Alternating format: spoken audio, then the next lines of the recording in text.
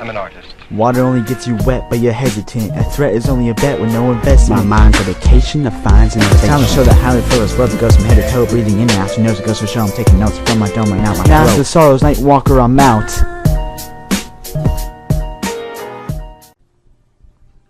Nightwalker here, Last of the Sorrows. And I'll be talking about some stuff that's been happening recently. If you don't follow me on SoundCloud, then I'll just flat out tell you that I made a collaboration with a rapper that goes to my school, actually, called Strings. And what it is I do, like, he did the first verse and we're on Skype and he showed me his track and I was like, well, that's actually pretty cool. He's like, yeah, I want the second verse to be like, is it okay if I can have you in the song? I was like, oh, yeah, yeah, no problem, dude. And so I'm at the time I was being played by this one chick. I'm not going to use her real name, so let's just call her Annie for right now. I'll talk about that later. So this one chick played me like before this happened, when Nikki got in. So I was like, yeah, so the song was like about his like just shit that happened with him, so I decided to like rap about what happened with Cheyenne. And needless to say, I'll put the track in the description. My quality was a lot better than his, so I hope just like whoever hears the song and hears his quality first doesn't click off the song immediately. Lost in Translation has more tracks than I thought would have, and like originally. I keep getting more ideas. I keep like executing them at a high pace, and I'm like, fuck it, let's put it in the Lost in Translation. And yeah, I have like these things I want to execute, and I just like add it in. I'm actually pretty excited to release this one too, because of the quality and just how much work I put into it.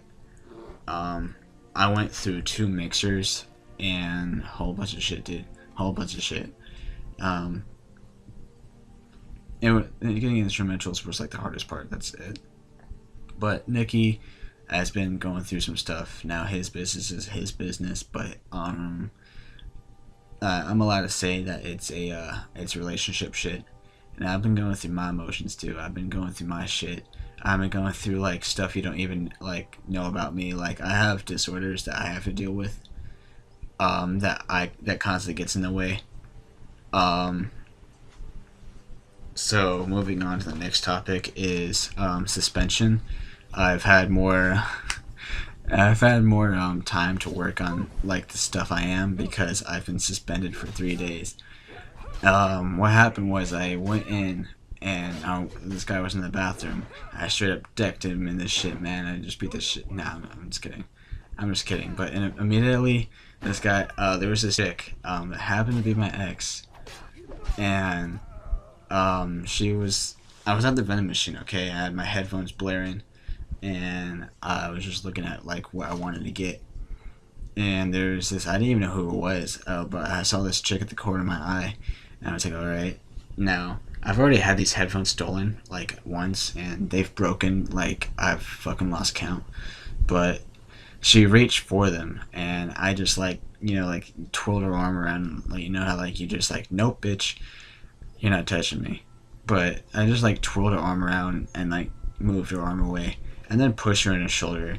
And she gave me this look, and I was like, I just gave her the look back, and like, that's kind of all that happened in my case, I guess.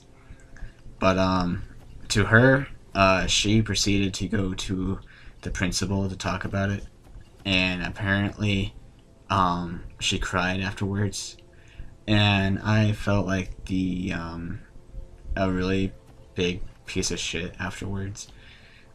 So the principal I talked about it. She's like, "Yo, you don't push girls," and I'm like sitting there like, "Yeah, dude, whatever."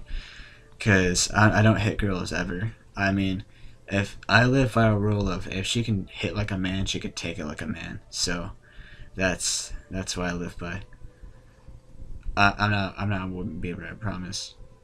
Um, but they talked about all this shit that was wrong with me, and like they talked about putting me in this program called Bridge, which is pretty much my last chance of me not getting a felony, because apparently pushing her away was a felony.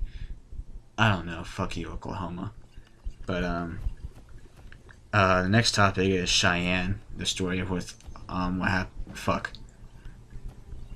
Well, I didn't use her real name. Her name is Cheyenne Houston, and here's what happened. So as you can, if you any of you watch my videos, from my funny gaming moments, I used to date this girl called Abby, and I recorded the Skype call right now while I was gaming. During the Skype call, we were actually on and off arguing about stupid shit. That ended very quickly. It took about quite a while to make that video. So as you can see in the video, also, I was joined later on with my girlfriend, who I'm dating right now, who's Becky. And yeah, I may or may not have made a diss track about her a few months back, but well, like we weren't dating in the video when the video was made, but I was dating Cheyenne, and I was fresh out of like being manipulated by Becky or Abby. Fuck. But so there was this Becky at the time was dating someone else as well, and he was manipulating her like very very badly. To the so there was this particular night where Justin decided to give Becky the silent treatment. His name is Justin, and so for friend's sake, Cheyenne decided, it's like, hey, I'll call him and check on him, and I was like, all right. And I was kind of like, defensive about that. I was like, you guys have a history. Are sure like it's only going to be a call? And she was reassured me, like, was like, all right, well, nothing sexual is going to go on. I like him as a friend. I don't know him. I'm pretty sure nothing is going on, and nothing will happen, and that she's in love with me. So she had this big reassurance of me. I was like, all right. So, I was trying to fix myself, because the main problem is being very defensive and controlling, and like, I don't know, I have a PTSD that it's come to be, that I have to this day have not had a faithful relationship. So I'm like, all right, go ahead, because I'm trying to trust her. I legit put my trust in her. So I was like, all right. So she goes in and she calls him, and I end up just falling asleep. The next day, though, she was very very tired, and I apparently I wasn't really informed properly about it. So I thought it was just like her blowing me off. Like, she just felt really really fucking detached, and I had problems. I had serious problems, because I was in that state where I was low self-esteem from Abby, and then I was like feeling like I wasn't really important, and I didn't work on anything. I didn't talk to anyone. I didn't actually talk to her or Abby. I didn't talk to anyone. So I was gone completely for like 2 days, and the entire time I was debating suicide. I actually mentioned that in the song Strings, that I did with Nikki. And so I get my shit together, and I come back, and I talk to Becky, and at the time she's having shit with Justin. And I'm like, all right. And then conveniently I come back with the news of the exact same night that she reassured me that nothing would happen. She called him and checked on him, and then later that night she called him again, and they had phone sex until 5 o'clock in the morning, and all this other shit that happened that she said she wouldn't do. So, if you ever see a Cheyenne Houston, like, it doesn't even have to be her, just call her a slut, and yeah, it'll make the world a better place. Yeah, even if it's not her, it's just like, hey, by the way, nah, I don't actually do that, but she's a slut, she always has been, and I just didn't see it.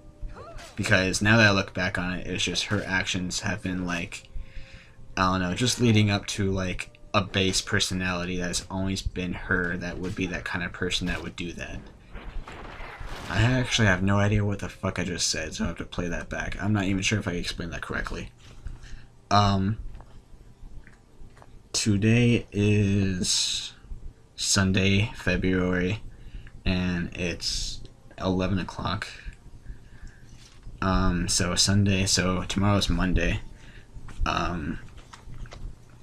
When I'm hoping to have the Lost in Translation out officially by this Friday, hopefully.